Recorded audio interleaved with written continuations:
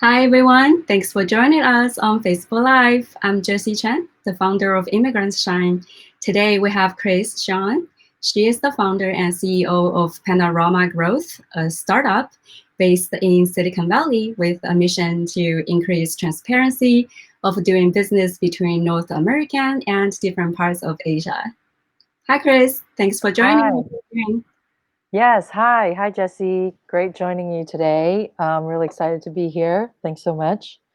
Yeah, same here. I'm super excited to have you. Would you like to do a quick introduction of yourself? Sure. Hi, everyone. I'm Chris, as Jesse has already introduced. And I've been in the Silicon Valley maybe 8, 9 years. My background is in corporate law, so which means I work with both high growth tech companies and investors, looking at tech investments, tech financing, mergers, acquisitions. And that's where I first started. And I still practice corporate law. And at the same time, I run, as Jesse mentioned, Panorama Growth. And part of what we focus on is bringing best practices from Silicon Valley, from Asia to corporations in different markets. So some of the times it's looking at what's happening with tech investment, innovation, mindset, entrepreneurs toolkit, bringing that to Asian organizations. And also at the same time, it's looking at what's happening in the Asia tech market and sharing that and sharing best practices, new innovations to the Western market. That's super cool. Thanks so much for the introduction of yourself and your company. That's super great. I'm really excited. So you are a Canadian. You obviously speak perfect English, but I also want to point out that you also speak perfect Mandarin Chinese. If I remember it correctly, you were born in Taiwan, right? Yes, And then yes. you moved to Canada with your family, but Mhm. you also lived in Taiwan for a period of time. Was that for high school? Yeah, that was for high school. So basically, when I was younger, we immigrated to Canada, and I'm sure we can go more into it later on. And there was definitely an adjustment period. But I guess myself, I've always been interested in languages, and my parents really try to keep up with speaking Chinese and reading Chinese, which is important. Mhm. And at some point, due to my dad's work, we had to, move back to Taiwan for some time as well before I then came to the U.S. For college and then for grad school. Okay, super cool. Yeah, we're gonna dive deeper into your background in a little bit. So in college, when you came to the US, you got a dual degree in Russian and in economics at Georgetown University, right? Yeah. And you also got a Juris Doctor degree at the University of Washington School of Law. Yeah. Can you talk about your experience growing up in both the West and Asia? What are some benefits that you have gained and maybe appreciate the most from these unique living experiences? Sure. First, when I moved to, first when I moved to Canada, I remember it being a very difficult time to adjust. So this was during second grade in elementary school, and at the time, so in Taiwan, they teach you a little bit of English when you're in preschool and first grade. But then I was only a second grader, anyways.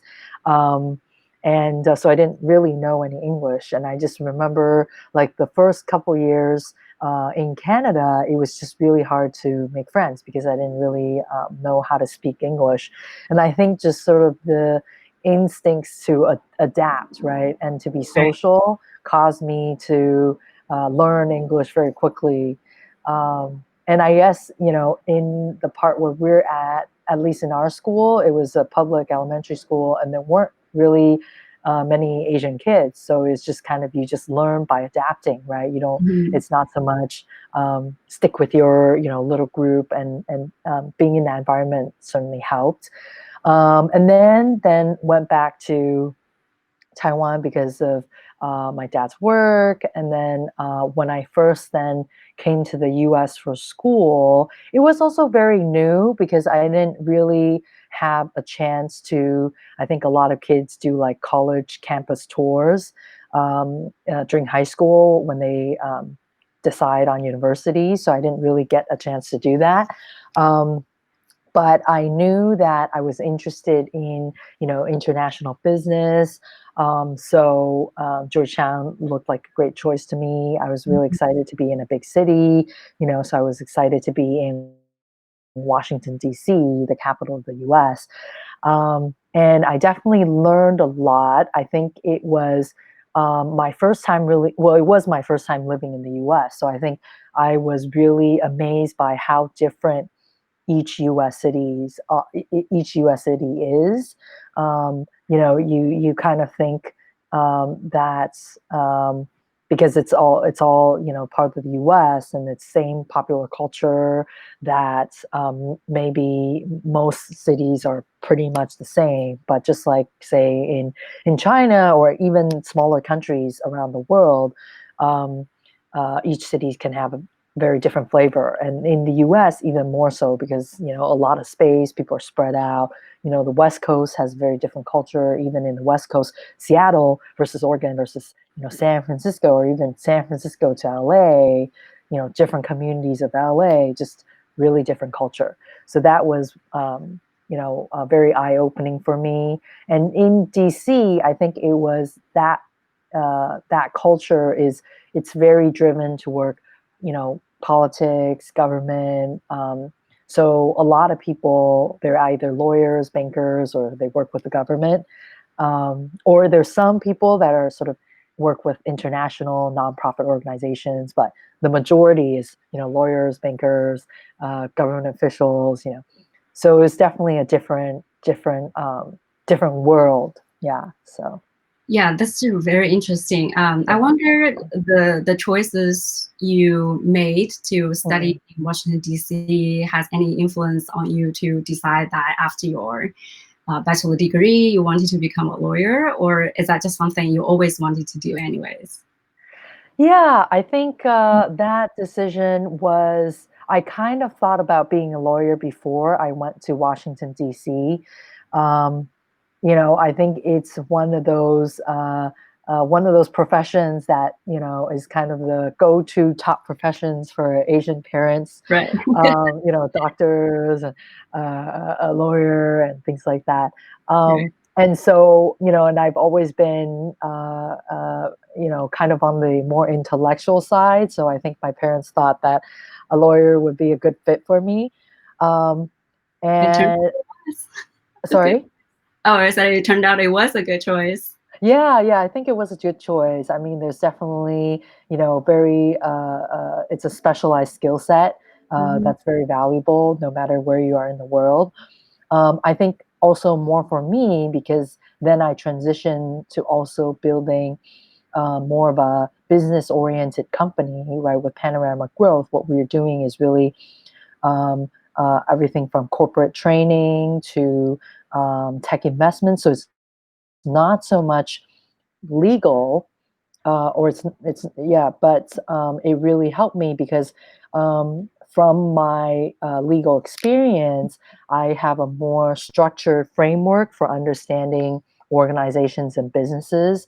So I understand, okay, well, to get some initiative approved, for example, like as a CEO, you're not just thinking about um, negotiating with, your partner outside. You're also thinking, okay, how am I going to have different departments work together? I'm also thinking about, are there any legal issues I need to take care of? Do I need to protect my IP? I'm also thinking about just very many aspects. And at least for me, legal kind of gave me a nice framework or scaffolding to understand different parts of businesses and how they relate. And just, yeah, so that was really helpful for me. But I guess, your original question also, going back to deciding to practice law, I think that just being exposed to many different business areas was helpful in figuring out what I wanted to do. Yeah. Yeah, this is so great that you already touched on how your background in law already helped you to transition to your current startup very smoothly, right? So I'm curious to hear more about your career journey transitions. So you started off your career as a business legal assistant in Russia, actually, over a summer internship, right? Yes, yeah, that was really interesting as well. Yeah, so yeah, I thought that was super cool because you got to utilize your degree in the Russian language, Mhm. and then you came back to the US to continue your career in law for like 8 years almost, then Mhm. started your own company. Can you walk us through the decision process of your career choices? Mhm. Yeah, I mean, as they say, a lot of things make more sense in hindsight than in the moment. I think so. I didn't necessarily know I was going to start Panorama Growth before, and I didn't realize, when I first went to the U.S. that I was gonna, study, economics and Russian. Um, uh, I guess it depends on how much you want me to go into some of these details. I'm happy to elaborate more, but I think one of the things that attracted me to learn Russian was that I didn't know any Asians that speak Russian, and it just seemed really foreign to me. I think a lot of people at Georgetown at the time, a lot of people also learned Arabic. That was very popular for folks who went to Georgetown, just because a lot of people wanted to go into, the foreign service. Mhm. And there were also people who took Chinese, right? Because that was also growing in popularity. But I already spoke Chinese, so I didn't need to do that. And I guess I just, felt like Russian was just such a unique culture, and I'm a big I love literature, and I play the piano, Mhm. and I just felt like I love Tchaikovsky, Rachmaninoff, and I had read some of Dostoevsky and read Tolstoy, and I was just like, wow, there's a lot of timeless creative works that have come out of Russia, Yeah. and I wanted to really understand that culture better, and that's kind of what got me to learn Russian. And then, so getting back to kind of career choices. So I guess when I was graduating from Georgetown, I was thinking, I knew I wanted to do something in relation to international business. I felt like um, getting more specialized knowledge and skill sets would be helpful. So I considered, going into grad school. Mhm. And the sort of a seed was already planted in my head by my parents about becoming a lawyer. So I applied to law school. I got into some law school. Decided to go to UW in Seattle, which was I really enjoyed. I think I had some difficulties in terms of I have a lot of different interests, and when you kind of take on a law career, it's very focused. Right. So, and the type of work that you do is also very focused. Um, so I definitely struggled a lot with all the everything else I could and wanted to do, and How did you having to focus on having to focus on law. So Right. yeah. How did you balance that while you were in law school, trying to figure out, yes, I have to focus on studying law, but at the same time, you were probably struggling, right? As you said, but I have so many Yeah. more Yeah. other interests that I potentially want to explore. Yeah, yeah, and there were many times I think, that I kind of felt like I made the wrong choice, but at the same time, I didn't want to, my personality, I didn't want to, since I started something, I didn't want to quit. you know. But but I was also suffering a lot because there were many things that I have opportunity to do, and legal is a very, very, focused path. Um, and I think I just kept with it.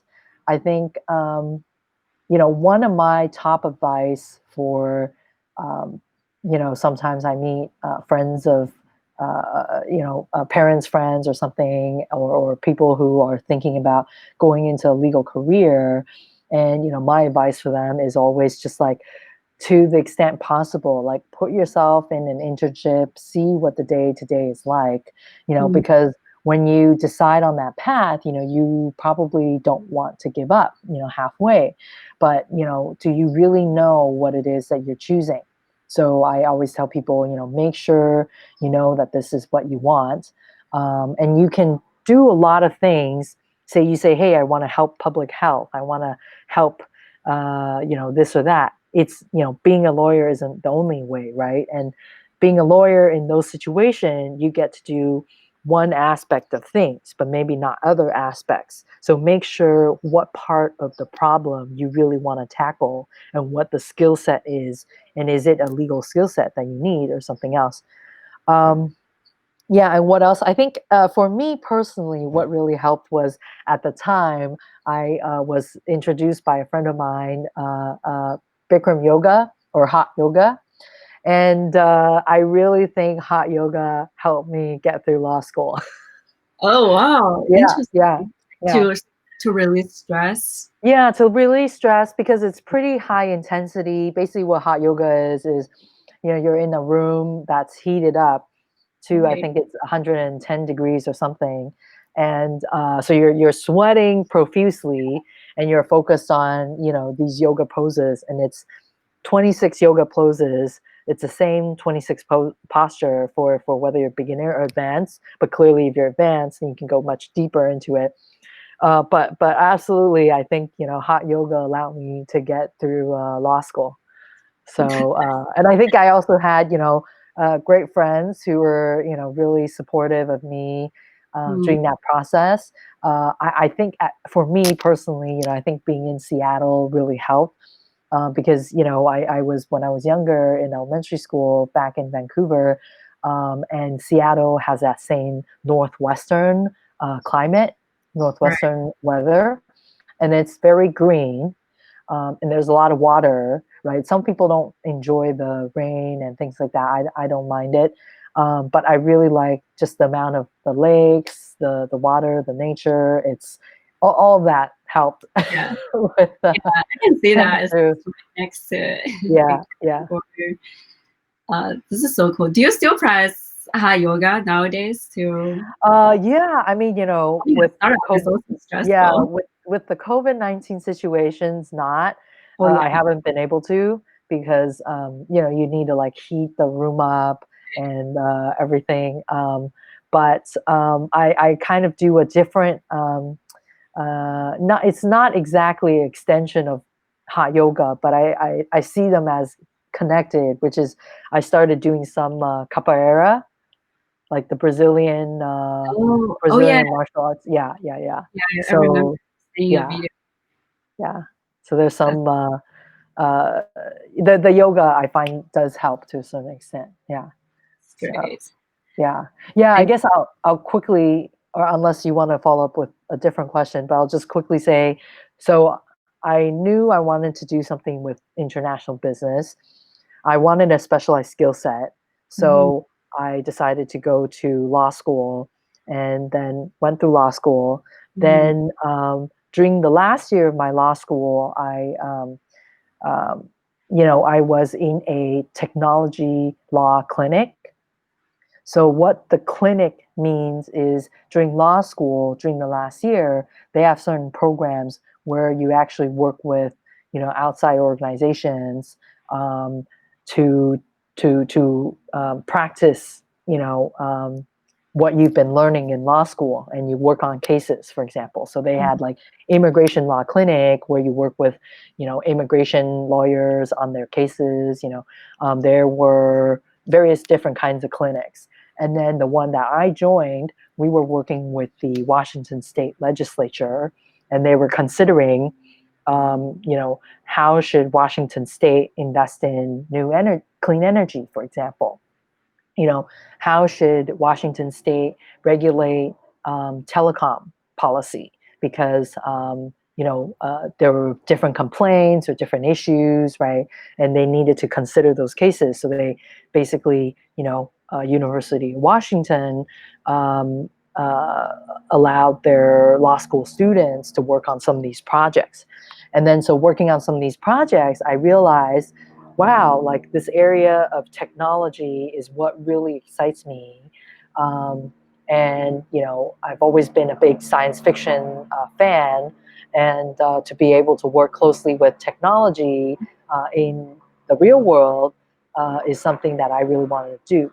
And then I Mhm. decided that moving to Silicon Valley would be the right next step for me, and that's how kind of I came here. Right. And again, it turned out to be the right choice. Yeah. I mean, I guess if you believe in your decisions, right? There's just so many possibilities Mhm. that things can work out. Yeah, yeah. Yeah. I do want to follow up on your career transition. Can you Mm, talk about the challenges of starting a business in the US as an immigrant? mhm. Yeah, yeah. So I think some of the issues that sometimes people don't talk about, or but it's pretty common. It's just that as an immigrant starting a business in a new country, you don't always have the same networks as someone who's lived in a place for 10 years, 20 years, or their parents or their uncles or their aunts have been in certain industries, have had a lot of experience Mhm. working in different settings, in even if you say, hey, I'm going to do a startup in pharmaceuticals, right? I'm going to do a health tech, biotech startup, but you have people in your family that's were doctors, that work in pharmaceutical companies, that work in different parts of that industry. They can offer helpful advice. But yeah, if you're, I mean, at least my parents were educated, in back in Taiwan, so they're not completely, you know, um, but I can also imagine, like, for people who, like, if they're first generation that's ever been to college, and you try to start a new business, I mean, you just, who is going to give you business advice, right? And if you, even if your family is mostly um, uh, if your parents, for example, or your uncles and aunts, they don't have this experience of starting their own business, and they've just only been employees at companies, they can't necessarily offer you advice about how do you manage people, when do you consider you should hire, when should you fire someone, like how quickly should you do that. There's just a lot of consideration when you're starting your own business, right? You have to build a team, you have to come up with your own product, how do you market. So all these things can be a lot to learn for immigrant founders. So I mean, I think it's been helpful that as a lawyer, I get to sit on the side of, I have some specific skill set, which is, the legal knowledge. And I work with many founders and investors from different businesses, and they talk about their problems, right? Mhm. So, and I get to see sort of more in depth what happens in their organization. So, for example, when I do due diligence, for an investor in a startup company, right? And I see, okay, over the last 5 years, these are all the different types of contracts, the kind of business deals that they've made. These are the employee issues that they've had. These are potentially lawsuits that they've, encountered. So that's given me great experience. But I can imagine for if it for immigrant founders, that are different, completely new to the market, if they only say came here for grad school for 3 years, it's Mhm. very hard for them immediately to be like, how do I market to this demographic? What are the channels they use? What are the hot terms? What are the keywords in the Silicon Valley tech industry they want to hear in my pitch? So it just requires a lot more effort, and time for them to absorb all that to be successful. And then again, it's the networking. So even finding out, where do I go to meet the types of people who that I need to. So yeah, so I think all those are big challenges.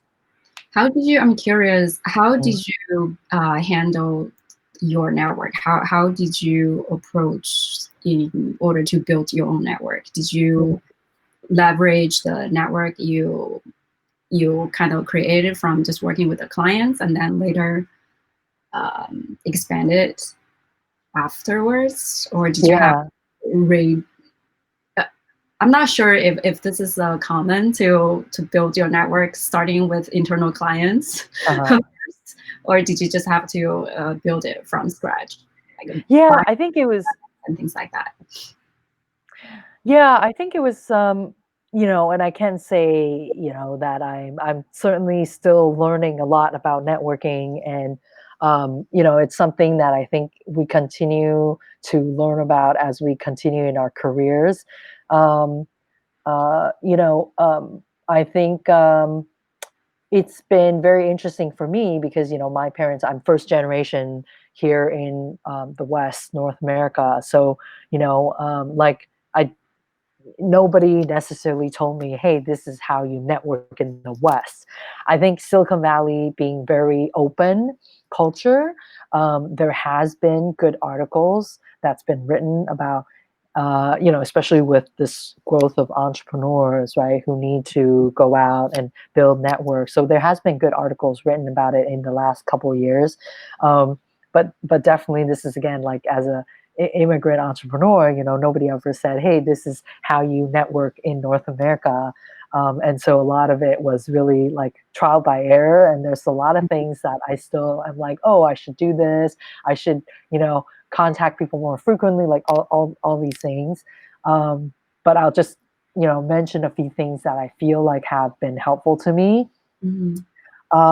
So I think, so for the business work that I do, like with Panorama, and the whole point of Panorama, really, the idea of it, I think, really came out of my background as well, which is, having lived both in Asia and here, and I feel lucky that I was able to learn the language quickly, um, and um, and speak decent English with less accent. And I think people can still receive bias based on their accent, which is unfortunate, right? And then I to be able to also have kept up with my Chinese. um, and I think I just feel that there's so much both sides don't understand about each other. And even more so, I think we see this even more so, during this whole geopolitical dispute that's going on right now with the West and Asia.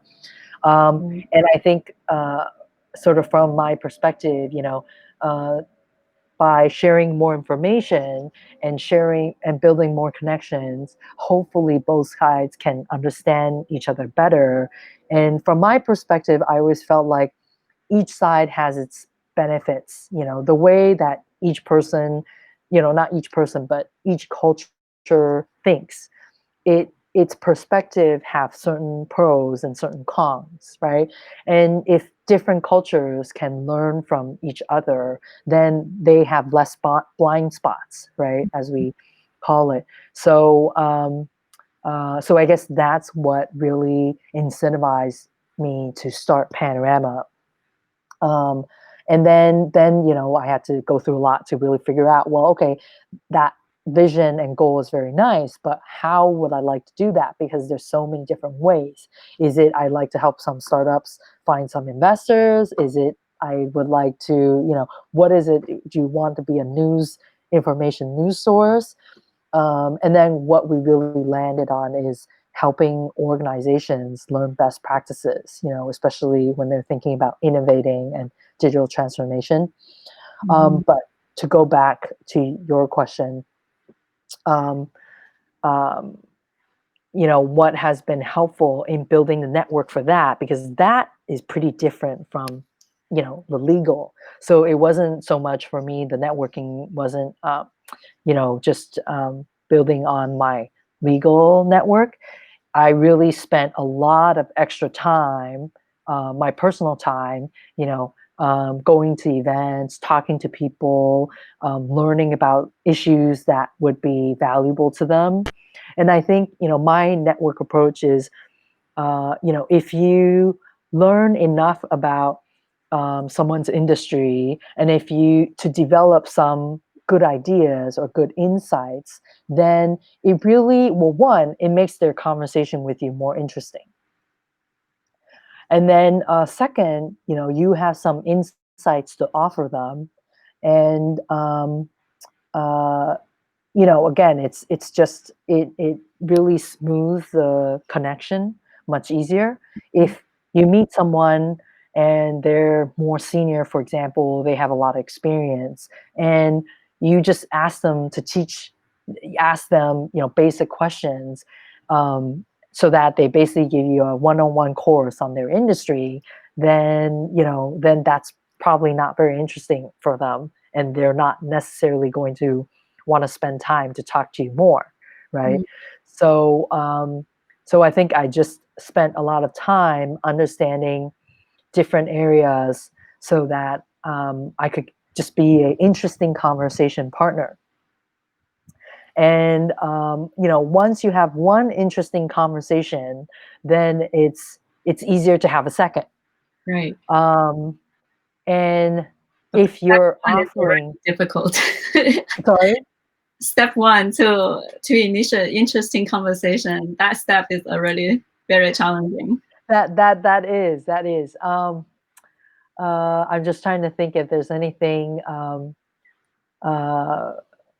that could be helpful in terms of initiating that interesting conversation. Yeah, you have to go ahead. understand what the person you are trying to connect with, what their interests are from a personal level, right? It can't just be judged on what they do in a particular industry. But then again, it's hard to know what they like on a personal level if you don't know them well enough. Yeah, it's not for me. It's usually I don't necessarily, because like you're saying, I don't know them personally, so it's hard to just, just talk to them about personal things that might interest them, and I think at business, networking events, a lot of times people people are interesting to find out, like, are you interesting for me to talk with on a business level?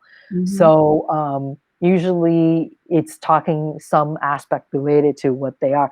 But I think I do try to understand very quickly what could be interesting to them. So if I know, okay, you are the chief information officer at this company or that company, or you're in this industry, then then immediately, I think about, well, what are the topics that's on your mind probably right now? And what's an interesting question that maybe you haven't thought about in that area? And I think over time, I've learned to come up with interesting questions, and that is a good start to one of these more in-depth conversations. Yeah. Right. Yeah. I do want to spend some time asking you about if you have any advice you would like to give to immigrants if they want to start their own business in the US. You mentioned network, you mentioned initiative. Yeah, Interesting conversations. yeah, Do you have any other advice, maybe? yeah. Yeah, I would say that a lot of people, we get bombarded a lot right now with how great being an entrepreneur is. Maybe less so during COVID-19 because it is a more difficult environment right now because we're uncertain what might happen. But I think a lot of times there might be pressure to go and start your business as soon as you can. The younger, the better. But I think that's not necessarily the case. I mean, clearly there's data out there that show in terms of some of the largest companies, the median age of entrepreneurs who are successful, build large businesses, is much older than your like 20-year-olds. Not that just because you're young, you won't be able to build a successful business, but your age, you really have opportunities all along the way of your career to build new businesses. I don't think there's going to be sometime in the future, definitely not in our lifetime, where they're just like, hey, the world has enough business. There's no room for no new Mhm. ideas. So I really want to just encourage, whether it's you're young, old, if you're already a business professional for a couple of years, don't feel like, I have to do it, while I'm in my 20s or in my 30s or whatever that age is. You will get more opportunities. But what you can do if you are, for example, like working in a job, is try to learn more about areas that are not your responsibility, because as an entrepreneur, you need to be thinking about employee salaries, you need to think about product, think about marketing, think about legal compliance, you need to think about bigger market forces, supply and demand, potentially the supply chain. There's so many things for you to have to, that will impact your business. So the earlier you can start, learning about these things to get a foundation of knowledge, the more that when you finally pick your business, you can focus on the very detailed, specialized things that you need to learn because you already have this foundation. So that I would say is very important. And then especially, if you're an immigrant entrepreneur, you might be kind of new to the whole North American system, and in the US, right, there's a lot of regulations that you need to be, in the US, business and government is typically, has been historically pretty separate, but there has been a strong legal system in place to help facilitate business. Um, for of course, now we're seeing government uh, look more at especially technology businesses because they're realizing that there's a lot of impact technology has on society and we need to regulate it. Um, but still, having a good idea of what that legal system, how it works, how it might impact you is important. And I think another big part, just for anyone who thinks they might want to own their business someday, is it takes so much time and effort to learn how to build a team, to find good teammates. Um, and so I think the more that you can learn about working with people, um, whether it's how can I influence people without giving them a direct order, that is really important skill, because even if you're the CEO of your own startup, um, it's not just about giving commands, and you can't, even in a large company, right? Not to mention if you're starting off running a new business, you don't have a HR person to delegate things to and say, "Hey, HR person, you figure it out." So, so, and you're the person who might be talking with clients and bringing leads all the time. So, all these things involve people. So, the more that you can learn about people, the better. And I think there's great books on that. I'm constantly, I think it's what they say. I know it's definitely true that top CEO, reads a book a week. Like I don't read a book a week, but I can see why they do read a book a week, and I believe it because there really is so much to learn. And as you build your company bigger and bigger, there's more to learn. There's not less to learn. Yeah. Yeah, you definitely have great advantage into this entrepreneurship role because right first you already have your legal knowledge and you have your personality also gives you the room to explore a lot other interests in other domains. So that was great. I want to circle back to your background a little bit. So you speak multiple languages, right?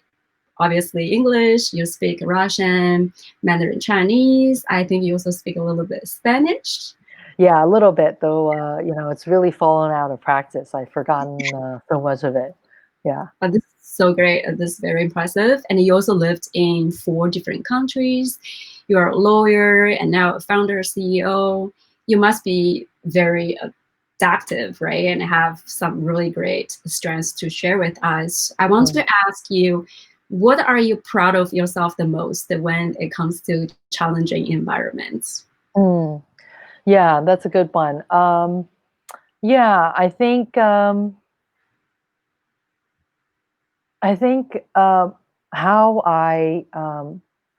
and I guess maybe this is not necessarily an accomplishment, but just comes natural to me, is I'm more, I guess, an open person.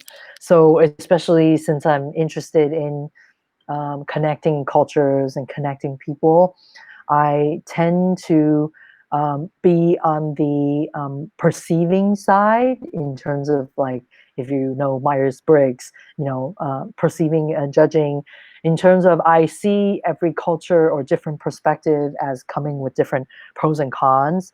And so I try to, learn from different ways of seeing things as much as possible. Um, and I guess in terms of most proud when it comes to challenging environments, um, I would say is just really, and part of it is luck, is really just having the opportunity to connect with all the great partners that we've been working with in different countries. So we, work also quite a bit with like Southeast Asia, as well as a little bit in Greater China. But I think just many places, I think I've been really lucky to be able to make some, great friends, and who share kind of this vision of connecting. And I think it's true what they say about being proud of the relationships that you've made. So, yeah. Being open-minded is such a great gift. Yeah. Yeah. Yeah.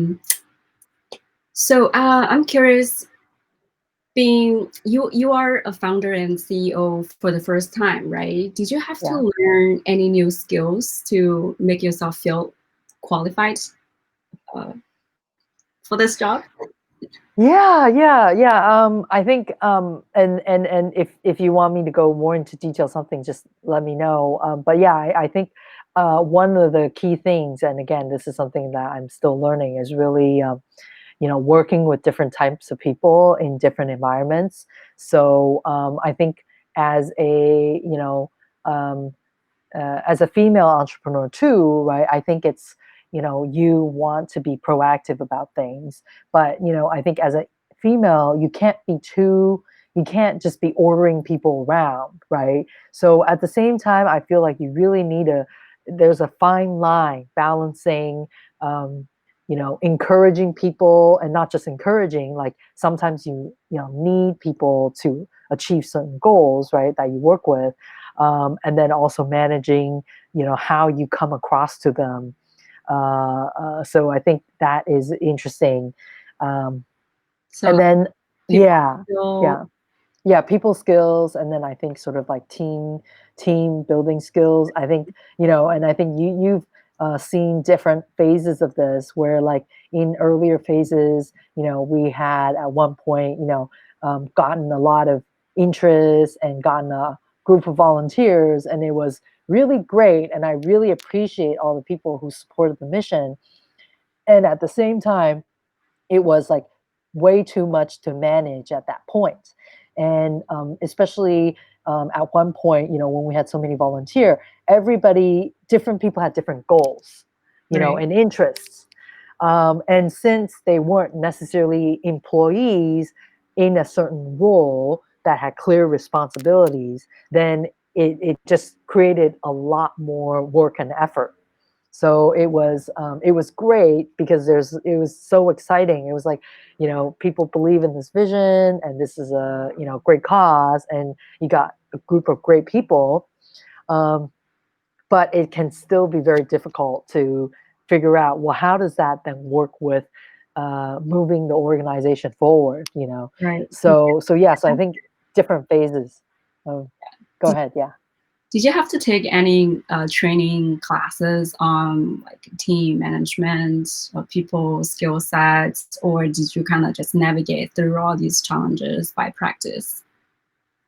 Yeah, so I think for that, I mostly, learned through practice, and then I did do some coaching at some point. But I think also there were some great books that I found that was helpful. And actually, I also would recommend, First Round Capital, which is a VC firm here in Silicon Valley. They have their blog, I think first round reviews is what they call it. I do like that column a lot because they will talk to people in leading roles in different organizations, and interview them about specific areas. And they talk in depth enough in their blog that there's some good learnings from that as well. Yeah. Super cool. You need to check it out. Do you um, do you want to talk? So what was my question? My brain kind of went blank for a second. I All wonder if good. you have any advice that you would like to give to immigrants who are considering switching fields, because you switch field, right, from Mhm. being a lawyer to running your startup. Yeah. When would it be that ideal time to make the switch? What Hmm. are some preparation work they should be doing Hmm. ahead of time? Yeah.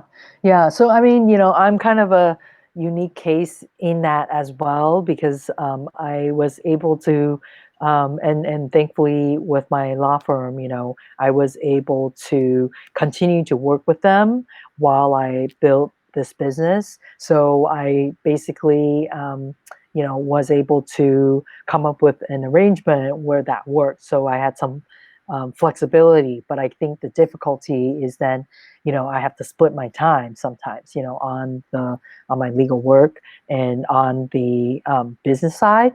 So, but always, I think, my priority is there, is the client. So making sure that if there's a client project, that's just the priority, right? Regardless of whether it's legal work or business work. I think in terms of if you're considering switching fields, it's first thing is make sure that you are getting into it for the right reason. That you're getting into a new field because that is really what you want to do. You're not just escaping from your existing field. So making sure that you pick the right area because you're going to be investing into it, right? And then I think looking at where there are ways that you can leverage your existing field to your new one. So if you're doing marketing in the fintech field or financial, think about, and you want to go into health or bio, then how do you leverage what you know about financial systems, not just what you know about marketing, into that new area. So in terms of considering what's the right time. I think a lot of it tends to be practical decision making, which is, if you have equity compensation, maybe you figure out when your vesting schedule and or when you're getting certain bonuses, and then so I think just a number of these type of considerations, and yeah, so I think that's mostly the key points, switching fields. And I think ahead of time, start networking in the new field that you want to go into. You know, um, I think people will kind of talk about these coffee interviews. I would say that. I mean, I guess I just don't like to call them coffee interviews because Invite them out uh, for coffees. yeah, I invite people out for coffee and things like that. But I guess I don't like to call them coffee interviews because it sounds very transactional. It sounds like, okay, well, let's have a coffee so I can get this set of information from you. And then, you know, uh, so I guess I just don't like to call them that. But basically, the advice is still, you know, start networking before you get into that field. Start meeting people from that area, and you might find, well, one, it might probably will lead you to opportunities where you can actually maybe get a job in that field, right? Is by getting to know people in that field. And then you might find, okay, say you're jumping from one industry to another industry, right? And or you're jumping from a corporation to a startup, or whatever, however you're switching careers. But you might find, oh, actually I am really interested in bio and health tech and things like that, but actually I thought I wanted to be a marketer in just a different industry, but actually I could be a product manager, and this is what I need to do before I can be that. So I think start networking with people in the new field, and don't just network with people in the positions that you think you want.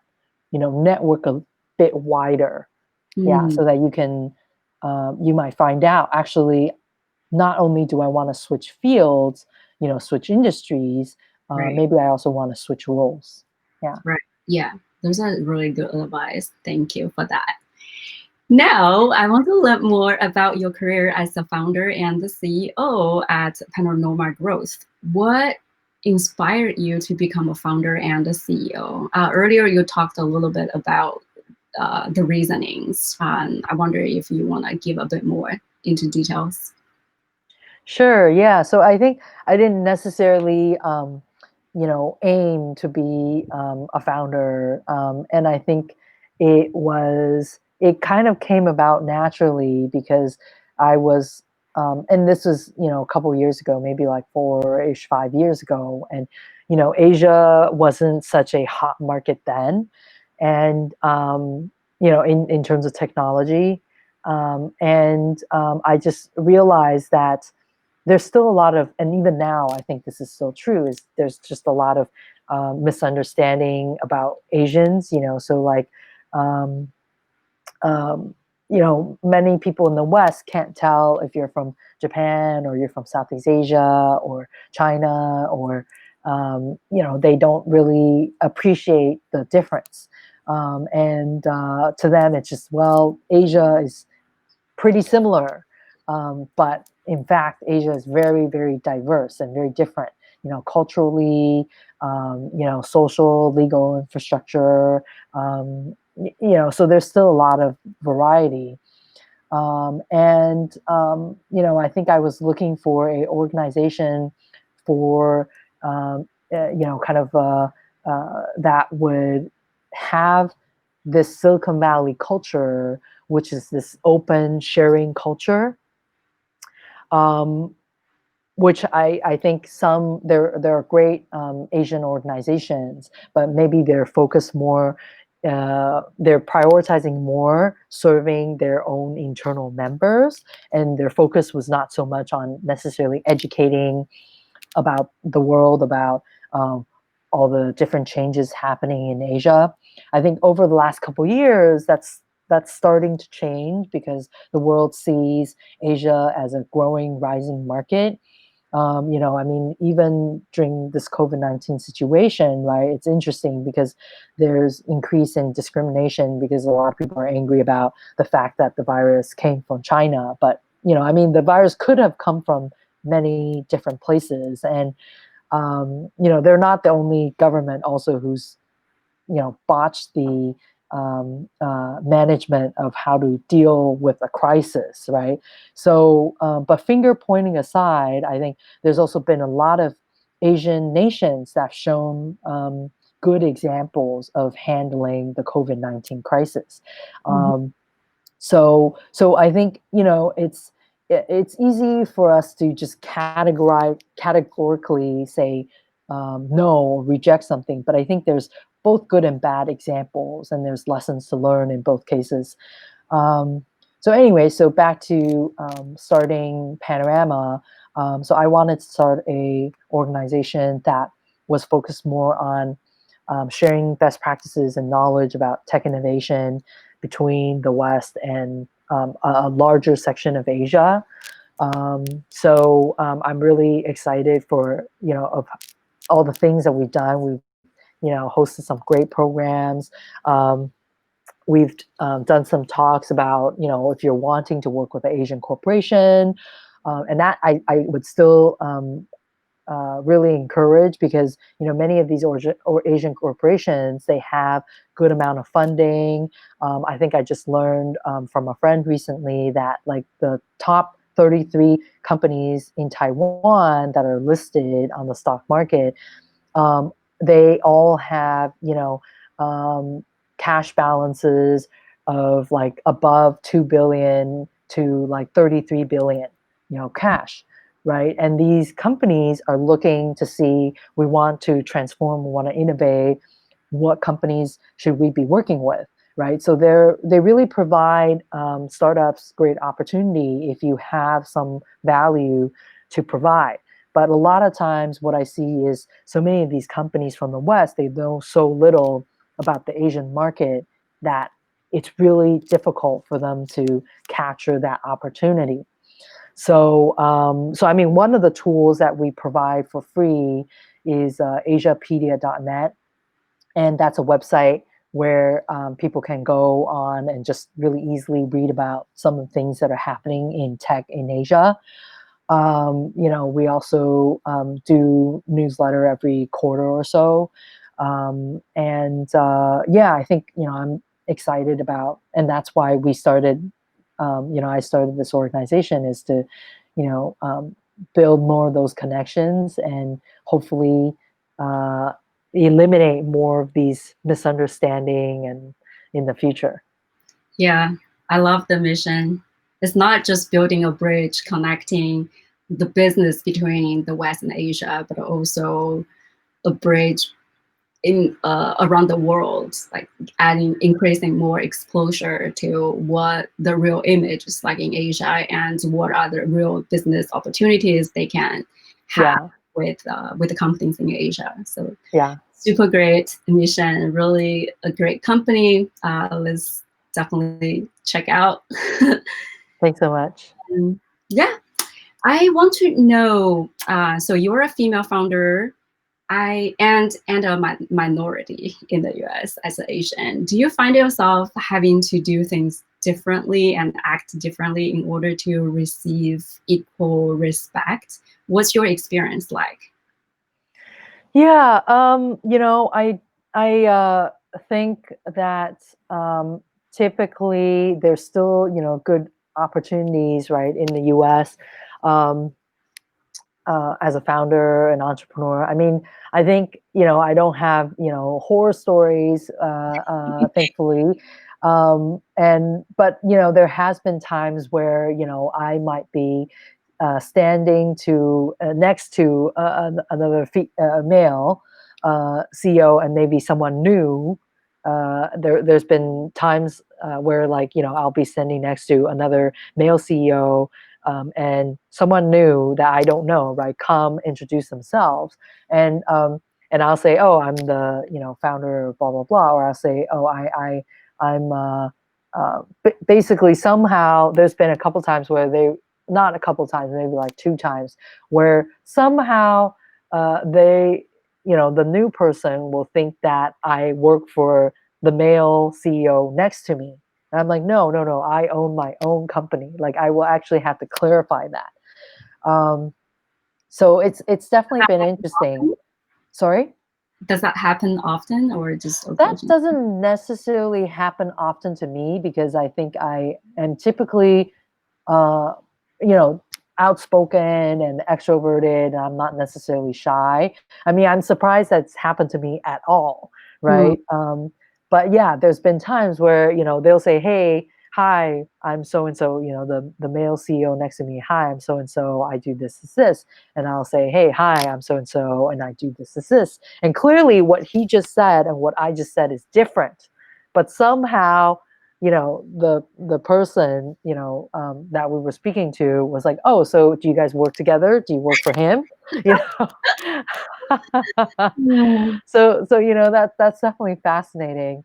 So I think certainly where and I don't know if it's partly because I come from a legal background where we tend to dress a little bit more formally, but I think when I go out to events in Silicon Valley, I think a lot of entrepreneurs think, well, I should just wear T-shirts every day and a sweatshirt because, many top tech CEOs, do that, and I mean, there's what Steve Jobs says, right? Or I think many CEO have said, which is like limit the amount of decisions that you have to make, in a day because you want to focus your brain on the other things that you Right. need to work on. But I think for me, being a female entrepreneur and, like you said, a minority, I don't go out networking events wearing a t-shirt and a sweatshirt. You know, um, To make yourself representable. yeah. And I think, also because I guess, I work with international leaders and business people. I think the Their culture is also different. yeah, Like, culturally is also different. They don't wear t-shirt and sweatshirt to Zoom even, right? So I think that has been a big difference. I've heard of other not necessarily even CEO, but I've heard of other younger females, and I think depends because, Asian people, you can look younger sometimes, and they'll say, I try to wear, certain shades of lipstick, because I want to look more mature, right, than mm, my age, because I want to do business, and sometimes people can underestimate, females, and yeah, just based on appearances. Yeah. yeah. Um, that's definitely, unfortunately, a challenge a lot of female founders face, in particular for Asians. Well, that's a great gift for us, but also looking young when you're pursuing your career success can also add a little bit of a struggle for you. I remember myself always wanted to dress up more mature for Hmm. very similar reasons. Yeah. This is so interesting. Thanks for sharing. Now I wonder, what does success look like for you? Because you are one of the most hardworking women I know. What drives you to work so hard? Thanks. Yeah, that's a great question. I mean, I feel like I ask myself that a lot of times, and I think, as things evolve, as things evolve, sometimes our definition of success can change as well. I think what drives me to work hard, though, and what I really get excited by is having interesting conversations with interesting people. So I think for me, um, I feel like a good day of work is done when I um, feel like, when I am talking with people with really interesting perspective because maybe where they work, because of their special, their specialized experiences and skill set, and when I'm able to provide, you know, in impactful and valuable insights to them. that make me feel very successful and accomplished. So I think Mm. for me, the primary driver is knowledge, and knowledge in a practical sense, in that when I see, people that already have great experiences, and they're maybe, operating important businesses, working, managing a lot of people, and I'm able to give them valuable insights that other people were not able to provide them.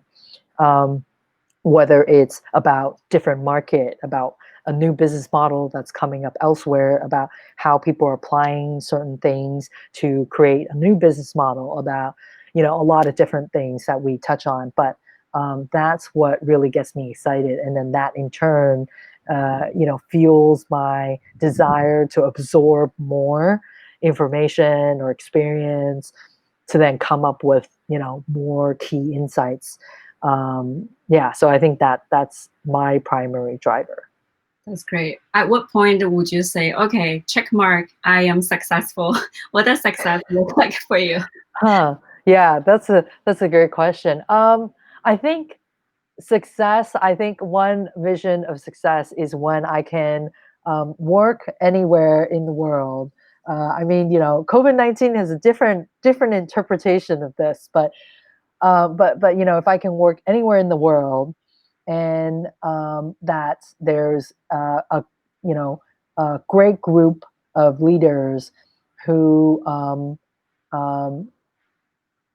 can count on me for my insights and contribution, and and I can basically build a vibrant organization where we are basically absorbing and learning best practices all the time from different markets, and we just have a um, larger footprint as an organization to be able to do bigger projects and help large organizations transform, create new businesses, and for me to be able to do that from anywhere in the world, um, and to advise top business and governmental leaders from both the West and Asia.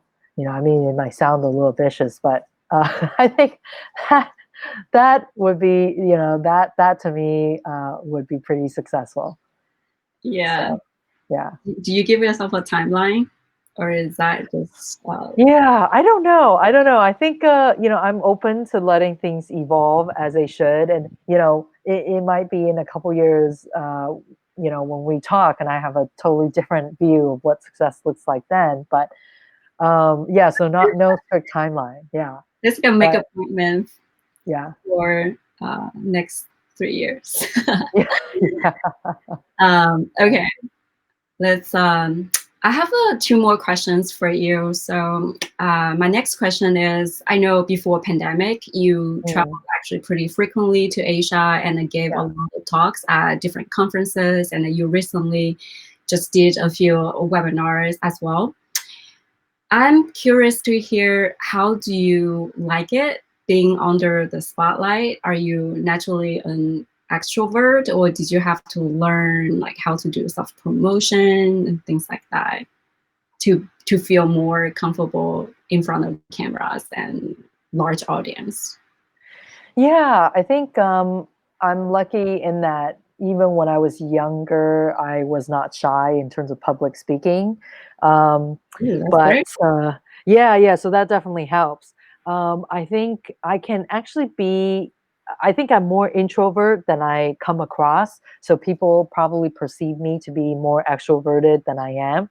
Mhm. So I think it's difficult because a lot of the times I take time to recharge when there's a big social event, for example. But I am not, at least I'm not shy in terms of public speaking, which is great. I think some of the things that over time's gotten easier and easier is just you know um, being in touch all the time. I mean, I think it's just now kind of we're expected to respond to messages quickly, respond to emails quickly. There's just multiple platforms that you need to be on. You should also be posting on LinkedIn, posting personal updates on Facebook. So Mm, I think just overall, it's pretty demanding in terms of what people expect to see when you want to build more of this presence. And then with COVID-19, I think the expectations increased even more, right? So I think that can be difficult for me sometimes, just be always on and on your device and responding to, every comment. Um, too much. uh, yeah. But I think over time it's gotten easy and easier, and I think as you get to know people more that you're working with, and that it becomes more of a conversation than than things that you have to respond to. But yeah, it can still certainly be hard.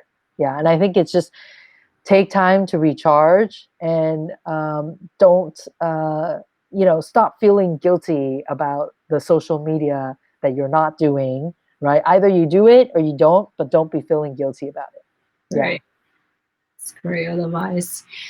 My last question for you is, we know self-promotion is very essential for career success, but Yeah. many people find it difficult, including myself, especially for introverts. What advice do you have for female minorities on self-promotion in order to pursue their career success? Based on your experience, what are some things they must do? Yeah, so I would say, yeah, I think in terms of the self promotion, I don't necessarily think of it as self promotion. Um, I think, just be willing to share about what, value you can contribute. Think of it as, you have potential and you have, insights or perspective. And if you don't share them, then nobody knows how you can contribute, right, to their goals and their mission. So talking about, your potential and your knowledge and your experience is not necessarily promotion. It's really just giving other people opportunities to engage with you.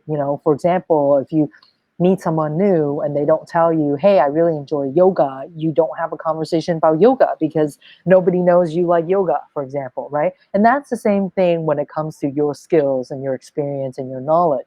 If you if nobody knows, hey, you have some interesting experience and you have some interesting skills in this and that area and you've done this, they can't have an interesting conversation with you about that. So don't necessarily think of it as promoting yourself, but just giving other people the opportunity to engage with you. Mhm. And I think also, don't be afraid to ask questions. Actually, one of the things I would really recommend, actually, I bought a number of these books to gift to friends, is I really recommend this book by Deborah Tannen. She's a linguistics professor from Georgetown, actually. I didn't actually ever get to take her class, but because I learned about her after I went to Georgetown. But she's written a number of bestsellers on communications. And she has one called Talking 9 to 5. And it's about communication habits of men and women. And it's really insightful about how we communicate differently and how it can be misunderstood. And sometimes those misunderstanding, are what builds up into sort of lack of this. Sometimes we talk about women not leaning in, or how you should be promoting yourself. But I think she has very specific and practical insights about how men and women in the workplace communicate differently and how that gap can be bridged. So I would definitely recommend that to everyone. Ooh, that sounds super interesting. I will definitely check it out. It's called Talking 9 to 5. Yeah, I can send that to you. And if you want to share that later with everyone, but it's by Deborah Tannen, and it's, I think, Talking 9 to 5, and it's about men and women in conversation at the workplace. Yeah, communication is super important, especially for people like myself who speak English as a second language. It doesn't matter if it's in personal life or at work. There's always like when you convey something, it always kind of sounds different to Yeah, the people, and yeah, potentially can create a lot of misunderstanding.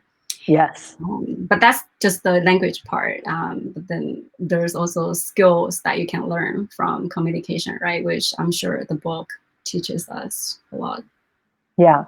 Yeah. I mean, and it could be something small, but it could mean a lot. So, for example, one of the things that she talks about is ritual apologies and ritual thank yous, which is, sometimes, for example, women can say, oh, I'm sorry, or thank you, but we don't necessarily mean I'm sorry because it's my fault, right? It's just a conversation smoother.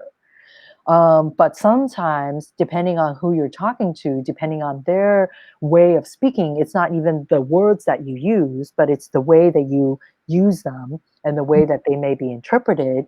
Then it can kind of put you in a different position, for example. So there's really interesting insights in that book. So I definitely recommend it. Yeah, yeah. Yeah, super cool. Thank you so much for the recommendation. I will link that book later after the stream. I have asked all my questions. Thanks so much for staying in. I know we exceeded the 1 hour, but we chatted so much. There's just too much to chat about. Yeah, no, thank you so much. This is really fun. And I mean, I hope my experience can be, helpful to some of the folks out there. And, if they have more questions, I'm happy to connect more as well.